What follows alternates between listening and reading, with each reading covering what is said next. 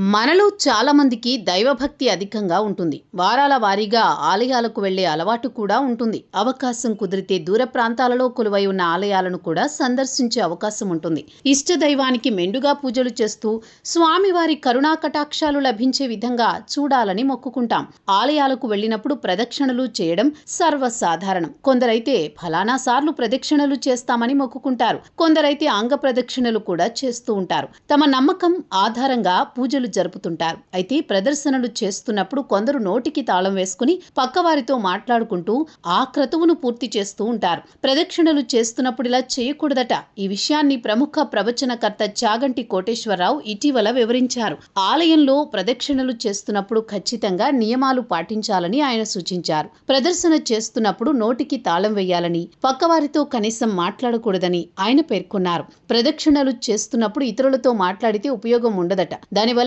లభించే పుణ్యం పక్కన ఉన్న వాళ్లకు వెళ్లిపోతుందట. అందువల్లే ప్రతి పనికి ఒక పద్ధతి ఉంటుందని, భగవత్ సంబంధిత క్రతువులలో శ్రద్ధ పాటించాలని, క్రమశిక్షణ అనుసరించాలని కోటేశ్వరరావు వివరించారు. కోటేశ్వరరావు ప్రముఖ ప్రవచనకర్తగా తెలుగు రాష్ట్రాల్లోనే కాదు, దేశవ్యాప్తంగా ప్రాచుర్యం పొందారు. దేశవ్యాప్తంగా ఉన్న శైవ, వైష్ణవ క్షేత్రాల గురించి ఆయన అద్భుతంగా వివరిస్తూ ఉంటారు. పైగా సనాతన ధర్మం గురించి లోతుగా విశ్లేషణ చేస్తూ ఉంటారు. గ్రాంధికంలో పౌరాణిక పద్యాలను చదువుకుంటూ వాటి అర్థాన్ని అర్థవంతంగా చెబుతూ ఉంటారు. పైగా ఆయన గొంతు కూడా అద్భుతంగా ఉంటుంది. అందువల్లే ఆయన ప్రవచనాలను వినడానికి చాలా మంది ఆసక్తి చూపిస్తారు. ఆ మధ్య కోటేశ్వరరావు తమిళనాడులో ఉన్న అరుణాచల క్షేత్రం గురించి చెప్పారు. ఆ క్షేత్రం గొప్పతనం, దాని చుట్టూ ప్రదక్షిణలు చేయడం ద్వారా వచ్చే ఉపయోగాన్ని వివరించారు. దీంతో తెలుగు రాష్ట్రాల నుంచి అరుణాచలం క్షేత్రానికి భక్తులు విరివిగా వెళుతున్నారు. ఇలా దేశంలో ఉన్న అనేక క్షేత్రాల గురించి చాగంటి కోటేశ్వరరావు గారు వివరిస్తూ ఉంటారు. ఇప్పుడు ఆ క్షేత్రాలు భక్తులతో కిటకిటలాడుతున్నాయంటే దానికి ప్రధాన కారణం